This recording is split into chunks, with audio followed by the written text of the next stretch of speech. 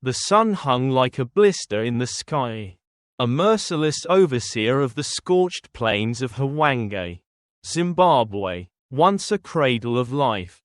The wildlands now lay silent under the chokehold of a relentless drought. Trees stood like skeletons, their limbs bare and lifeless. The wind, dry and sharp as bone, carried with it the bitter scent of death and dust. Waterholes had turned to cracked basins of clay. Grass no longer whispered beneath paws, it crunched. Brittle and sharp, the herds were gone. Elephants had marched to far-off rivers. Antelopes had vanished. Even the scavengers had grown scarce. All that remained was heat, silence, and the desperate will to survive. In this desolation, a lion family struggled forward. Leo walked with a limp. His once mighty frame diminished. His mane, sun-bleached and tangled, stirred only when the wind blew. Hunger hollowed his belly, but it was thirst that truly tormented him. Each step took effort, each breath, dry and rasping, but he did not stop. By his side trotted Simba. His cub, the young lion, still held energy, curiosity flickering in his eyes. But it was waning. His ribs had begun to show. And his steps, once bounding and playful, had slowed. A few paces behind, Luna followed. She was no longer the lioness she once was. Her gait was uneven, her eyes sunken. The carcasses they had fed on, long dead, rotting, had sickened her. But she kept going, for Simba, for Leo, for the idea that maybe, just maybe, around the next bend, there would be water. They crested a ridge, and below, nestled in a shallow dip of land, shimmered a glint, faint, but real, a puddle. It wasn't much, a stagnant pool barely wider than a paw. But it was water. Simba rushed down the slope before Leo could speak. He skidded to the edge, nose already down. Leo growled a warning, low and tired, but didn't stop him. He watched, eyes narrowed, as Simba lapped at the muddy water. Then Luna arrived. She didn't rush. She didn't even look up. Her body seemed to release everything all at once. Hope, pain, exhaustion. She collapsed beside the puddle. Leo lowered his head. She was breathing, barely. He moved to her side, nudged her gently with his muzzle. Her eyes opened slightly. She looked at him, not with fear, not with pain, but with resignation. "I'm done," they seemed to say. Leo lay beside her, his flank pressing against hers. Simba, sensing something was wrong, stopped drinking and came closer. "Mama?" he asked. Luna didn't answer. Simba curled up against her. His little body tried to find warmth where there was none. Leo closed his eyes and listened to her breathing. It was shallow, slower, then silence. She was gone. The sun began to sink. The sky turned the color of rust, deep orange fading to a bruised purple at the edges.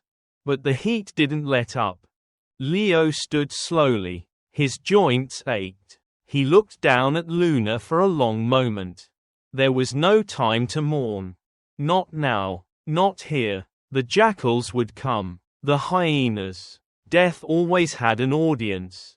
He nudged Simba. "Come," he said, voice hoarse. Simba looked up. His eyes were wide, confused. "Is Mama sleeping?" Leo didn't answer. He just began to walk. They traveled through the night. The moon offered little light, and the land was full of whispers. Every rustle in the brush made Simba flinch. Leo didn't flinch. He had no energy left for fear. His mind was locked on one thought: find water. By dawn, they reached a dry riverbed. Leo sniffed at the cracked earth. Nothing. No scent of damp. No hope of a hidden spring. Just dust. Simba sat down hard, panting. "I'm thirsty," he said. Leo looked around. There was nothing here. No shade. No prey. No promise. He thought of Luna, of her quiet collapse. He felt the pull of that same stillness. A place inside him that said, "Just lie down. Let it end here." But then he looked at Simba. The cub's eyes were tired, but still searching, still expecting Leo to lead. He couldn't give up. Leo growled low in his throat, more to himself than to anything else. He turned north. He remembered, vaguely, a distant waterhole, miles away. Maybe it was dry, probably, but it was something, a direction, a reason to move.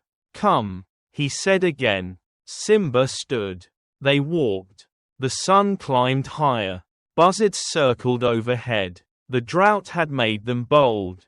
Dropping lower and lower, watching, waiting. Leo ignored them. Each step now was a gamble between collapse and forward motion. His vision blurred.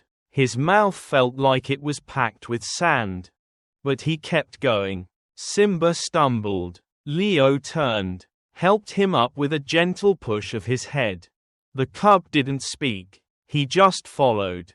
By afternoon, they reached a ridge. On the other side, trees.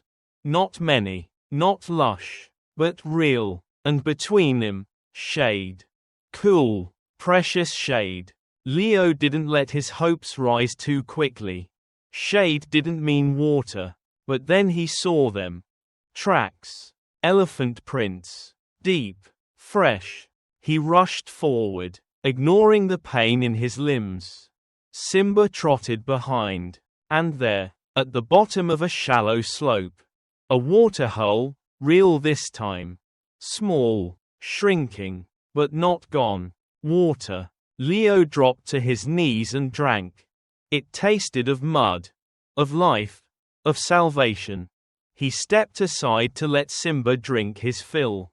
They had made it. For now. Leo lay down beside the pool. He looked at the sky. The vultures. The empty plain behind them. He thought of Luna. She had carried him this far. Tomorrow, they would move again. But tonight, they had water. They had each other. And they were alive. The land stretched endlessly before them. Flat. Dry. Cracked by heat and time. Leo and Simba moved like ghosts across the scorched earth.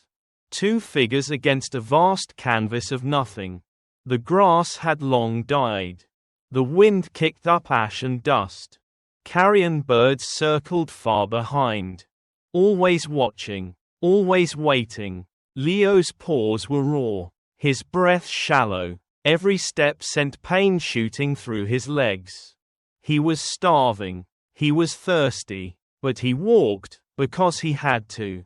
For Simba. The cub padded beside him. Quiet. Too tired to speak. His small form trembled from fatigue. But he kept up. He trusted Leo completely. And Leo, despite the storm inside him, never let that trust crack. They had followed the scent. Smoke. Metal. Something strange but alive. The scent of humans. It was dangerous. Yes. But it was also a sign of water. Of food. Of something other than death. By mid-morning, they saw it. Red dust town. A scatter of brick buildings. Sun-baked and crumbling. Huddled in a shallow basin. It wasn't much. Maybe 20 homes. Most with broken windows and rusted doors. A church steeple leaned sideways at the edge of town. A water tower stood crooked and silent. There was no sound. No barking dogs. No voices. Just the dry moan of wind and the creak of loose metal. Leo slowed his pace. Simba bumped into his leg. Startled. Stay close. Leo murmured. They walked in. Their paws raised little puffs of dust as they passed between the buildings. Every step echoed in the silence. Behind cracked windows, eyes watched. An old woman peered from behind a frayed curtain. A boy froze behind a fence. A man clutched his child. Crouched in the shadows of a doorway. No one moved. No one spoke. But Leo felt their presence, fear clinging to every wall. He didn't blame them. A full-grown lion, gaunt but still powerful, walking through their streets with a cub at his side, it was enough to freeze anyone in place. But Leo had no interest in them. He sniffed the air. There, near the center of town, he caught it. Water. Not much, but real. They turned down a narrow alley. Red dust clung to the brick walls and floated in the sunlight like smoke. Ahead, a rusted metal trough stood beside an old well. The trough was half filled with water, covered in leaves and grit. To Leo, it looked like paradise. He nudged Simba forward. "Drink," he said gently. Simba hesitated, looking around nervously. Leo dipped his head and drank first. The water was warm, dirty, but it slid down his throat like life itself. Simba followed, his tiny tongue lapping greedily. From the windows, the townspeople watched in silence. Some held old rifles, others clutched rosaries. No one fired, no one screamed, they just watched. Leo lay down beside the trough. He was spent. His limbs trembled beneath his weight. He closed his eyes for just a moment, but that moment stretched. Simba finished drinking and turned to him. "Papa," he whispered, nudging Leo's face. "We should go." Leo opened his eyes slowly. "I know," he said, voice like gravel. "Just a minute." Simba curled up beside him. His body pressed into Leo's side. Small and warm, Leo wrapped a paw around him. Instinctual and firm, they stayed like that for a while. The world around them held its breath. Then, a soft sound, like cloth moving. Leo opened his eyes. Across the street, a small girl had stepped onto a porch. She couldn't have been older than 6. Barefoot, with a pale blue dress and short, tangled hair, she stared at them, eyes wide, unblinking. A woman's voice hissed from behind the door. But the girl didn't move. She held something in her hand. Bread. Dry, torn, probably stale, but bread. She stepped off the porch. Inching forward, Leo tensed, not to attack, but to shield Simba. His body curled tighter around the cub. The girl stopped 10 feet away. She placed the bread on the ground, then slowly backed away, never taking her eyes off them. From the window, her mother wept silently. Simba saw the bread and looked up at Leo. Leo hesitated. Then he nodded. Simba crept forward, low to the ground, snatched the bread, and hurried back. He shared it with his father. Leo didn't want to eat. Not from humans. Not from the hand of a child. But his body needed it. They chewed in silence. The sun dipped lower. It was time to go.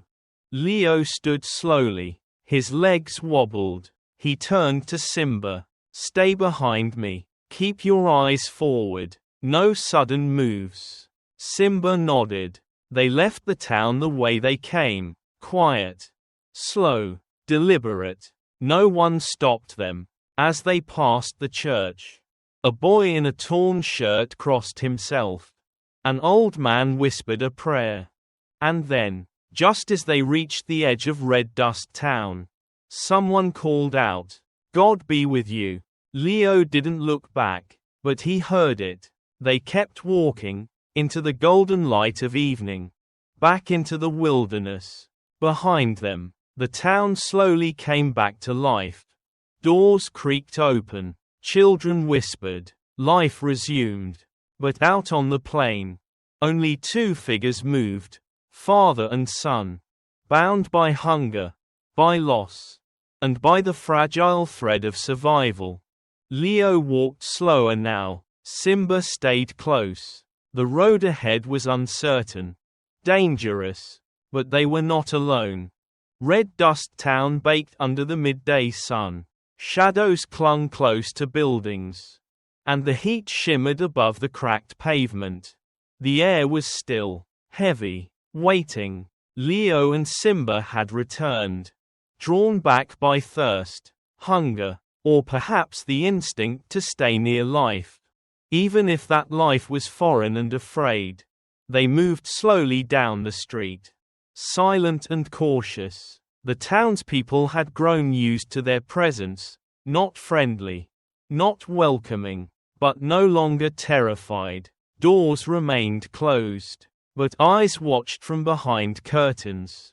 Some curious, some worried. Simba walked a little ahead, his steps lighter today. He sniffed along the edge of the street, tail twitching, mind wandering as only a young one's could.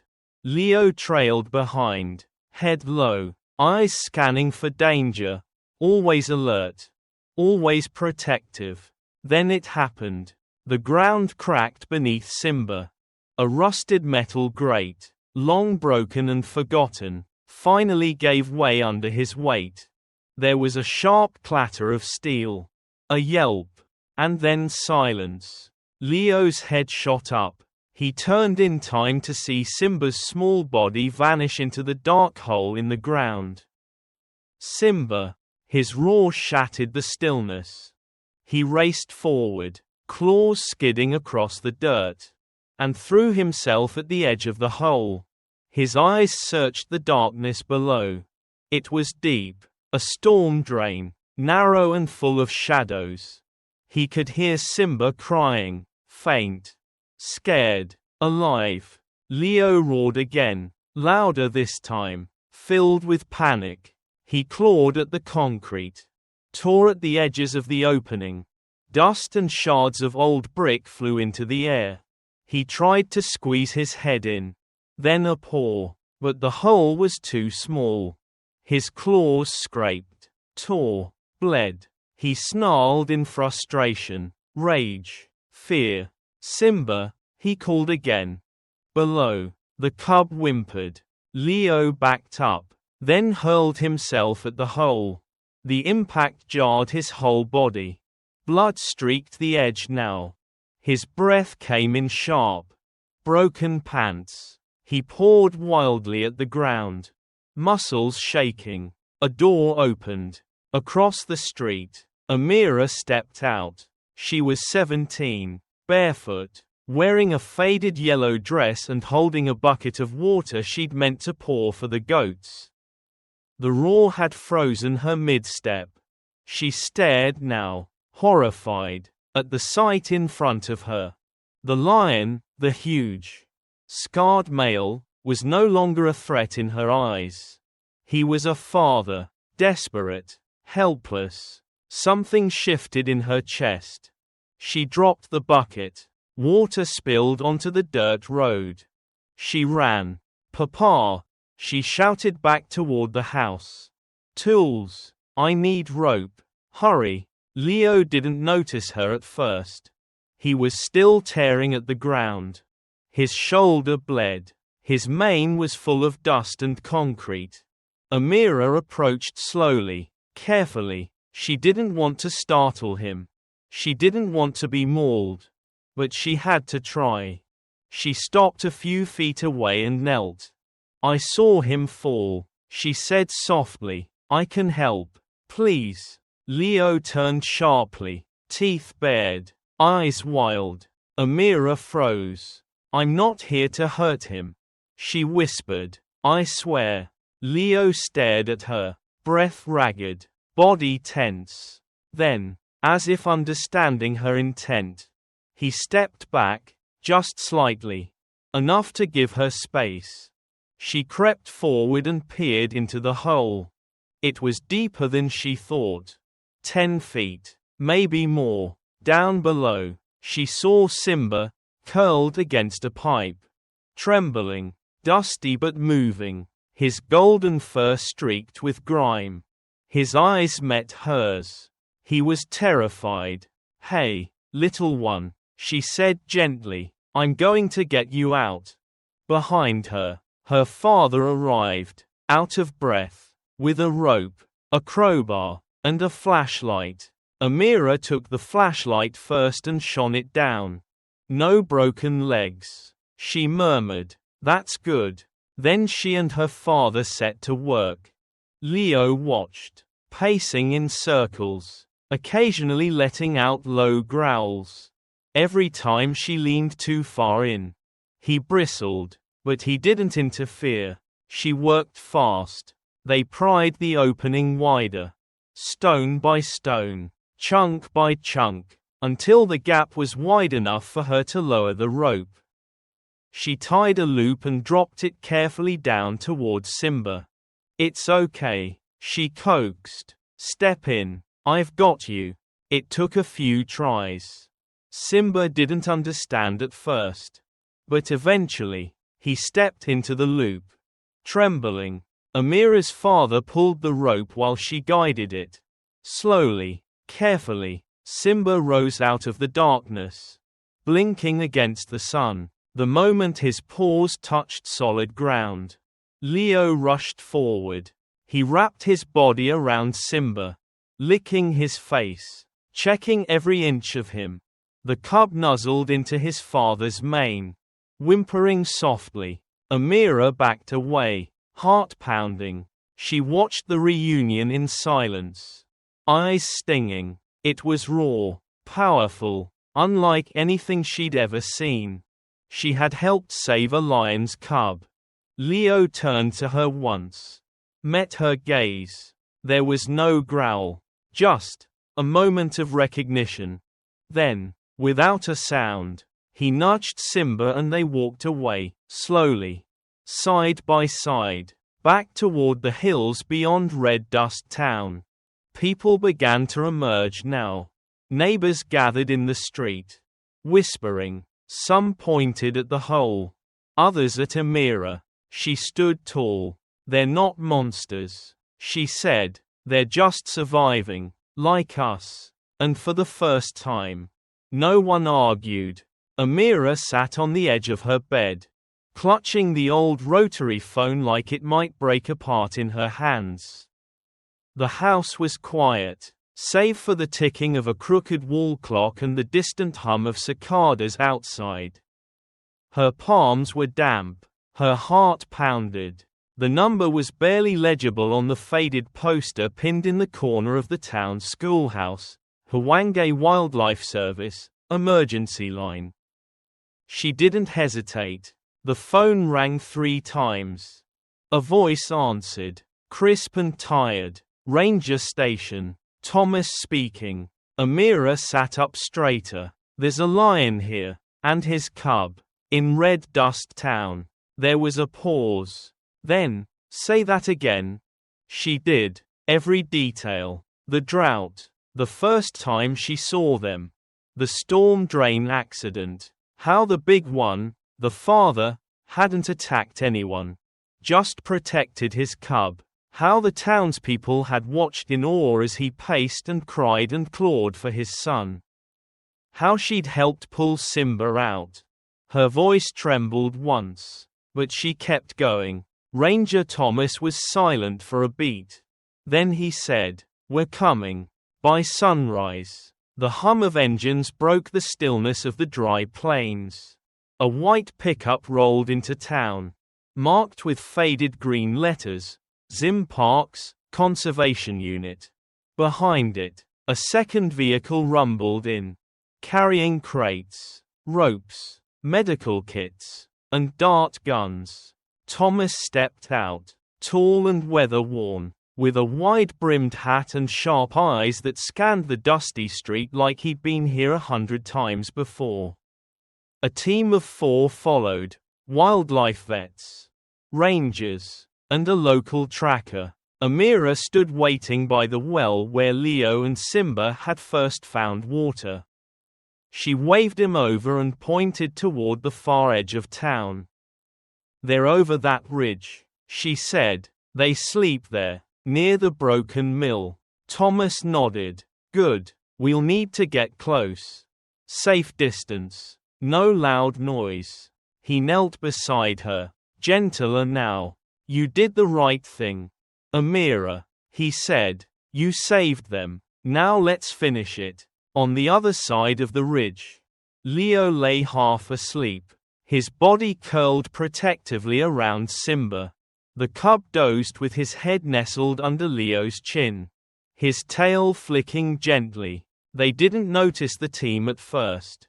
The rangers moved silently, spreading out, dart gun loaded, rope coil ready. The tranquilizer was mild, just enough to ensure Leo wouldn't panic or attack during the extraction.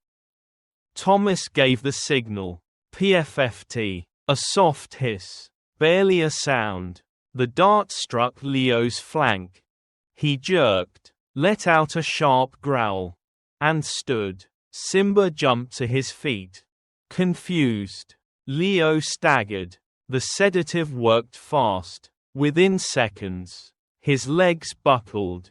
He sank to the ground, still growling faintly, eyes heavy. Simba yelped and ran to him, trying to nudge him awake.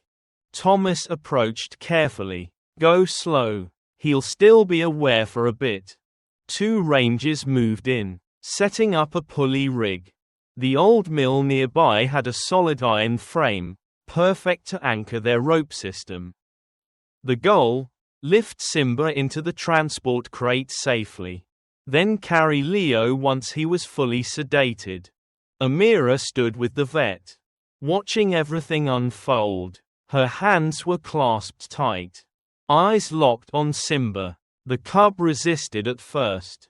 When a ranger reached for him, he backed into Leo's mane, baring tiny teeth, growling like a real predator. "He thinks we're taking him away," Amira whispered. Thomas knelt nearby and held out his hand. Palm open. "No sudden moves," he said. "Let him see we mean no harm." They waited. Simba's growls softened. His eyes darted between the humans and his unconscious father. Then, slowly, he stepped toward them. A loop was gently slipped around his body. The pulley creaked as he rose, lifted gently into the crate lined with blankets and straw.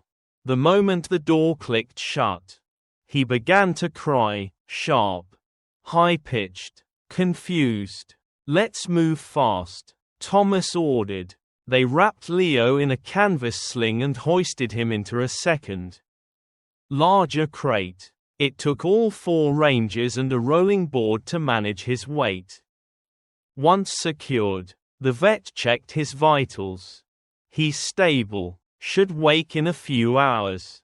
The sun climbed higher. The town watched from a distance, clustered behind fences, roofs, and porches. No one spoke. Amira walked up to the smaller crate. "Open it," she said softly. Thomas hesitated. "He'll try to get out." She shook her head. "He won't. Not unless his father's with him." The latch clicked. The crate door swung open. Simba hesitated for a moment, then leapt out, not to run, but to rush straight to the larger crate. He pressed his face against the metal mesh where Leo lay unconscious. Then, with a soft, broken sound, he began rubbing his head against the bars, mewling, licking them, whining. The moment Leo stirred, Simba perked up. Leo's paw twitched. His eyes opened, slow and heavy. Simba let out a cry, a pure, piercing sound of joy, and began to nuzzle the crate's side with all the energy his small body could give. He rubbed his face, his body, every inch he could reach. Against his father's presence, Leo couldn't stand, but he looked at Simba, and his eyes softened. The whole team froze at the sight. Amira wiped a tear from her cheek. Thomas nodded to his crew. "Let's take them home," he said. Later that evening, the trucks rolled out of Red Dust Town, heading north, toward a wildlife reserve where water still flowed, where grass still grew, and where lions could be lions again. The townspeople watched from the edge of the road. No fear, just silence, and something like awe. Amira stood last, watching the dust rise behind the convoy. She didn't wave, but she whispered under her breath, "Be safe." And for the first time in weeks, the wind felt softer. The Hwange Wildlife Rescue Center stood nestled in a pocket of green. A rare oasis fed by underground springs and protected by fences and care. Here, in shaded enclosures with fresh water and soft ground, the wounded were given another chance. Leo lay under the shelter of an acacia tree. His breath calm, his body still. The sedative had worn off hours ago, but exhaustion held him down. His ribs rose and fell in slow rhythm. The scars along his flanks were cleaned and treated. His mane had been combed free of dust and thorns. His eyes, though closed, moved behind the lids, restless, searching. Nearby, Simba paced. He was smaller than the enclosure made for him. His feet were light, his head always turning toward his father. He had not left the corner closest to Leo's enclosure since they arrived. Rangers brought him food, which he barely touched. His ears twitched at every sound. Then Leo stirred. His paw flexed. His tail flicked once. A low rumble left his chest. Simba stopped moving. "Papa." Leo opened his eyes. The first thing he did was lift his head, slow, heavy, but deliberate. His gaze swept the shaded enclosure. And there he saw him. Simba was already running. The cub squeezed through the small gap the vet had left open between the two enclosures. He stumbled once, caught himself, then flung his body full force into his father's side. Leo grunted softly, head nudging into Simba's shoulder, then rested his chin on the cub's back. Simba purred, loud and raw, a vibrating cry of joy. They stayed like that a long time. No sound but the soft rustle of wind through trees and the rhythm of two hearts reunited. A ranger watched from the fence, smiling. "He waited all night," she said. The vet beside her nodded. "We'll keep them a few more weeks. Let the weight come back. The strength return. After the rains, we'll take them north. Let them go free." Days passed, then a week. The rains came late that year. But they came. A curtain of water swept across the plains, filling rivers, greening valleys, and waking life from the dust. Trees bloomed, herds returned, so did the lions. At the center, Leo's gait grew strong again. His coat regained shine, the fire returned to his eyes. Simba grew even faster. He chased birds, tackled clumps of grass, and pounced on his father's tail with unshakable joy. His steps were light now, confident, his belly full. His eyes bright. They were ready. The morning of the release was clear and golden. A convoy of wildlife trucks rolled through the open gate of the center.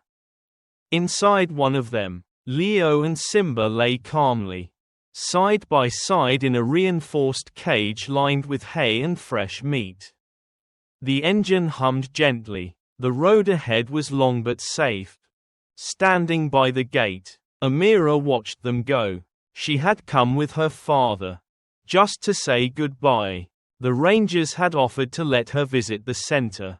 And when she saw Leo and Simba again, her heart filled with quiet warmth. They were different now, stronger, fuller, but she recognized the bond between them instantly. Before the truck door closed, she caught Simba's eye. He looked straight at her, head tilted. Then he gave a soft sound, something between a growl and a purr. A goodbye. She raised a hand, and then they were gone. The sun had barely risen. The sky still wore the pale blue of early light. The trucks kicked up dust. But the dust didn't cling, it danced. Amira stood at the edge of the road, hands tucked into her jacket sleeves, her eyes on the horizon. She didn't cry. She didn't need to. She smiled. There was peace in her chest. And hope. Because she knew they would return to the wild. Not broken, not defeated, but whole. Together, survivors of fire and thirst and fear. The rains had come. The land would heal. And so would they. Somewhere far ahead, as the sun climbed over the savannah, a lion stirred in the back of a truck. He looked at the cub pressed close beside him, still asleep. He looked out at the wide, waking world, his home, and he waited. Soon, the door would open, and he would walk into freedom again, not alone, but as a father. As the truck moved through the golden grasslands, their shadows stretched behind them, long and certain. Even in the harshest sun, love casts the longest shadow. Thank you for watching the video. If you enjoyed it, please comment 1. And if you didn't, just hit like. See you in the next videos.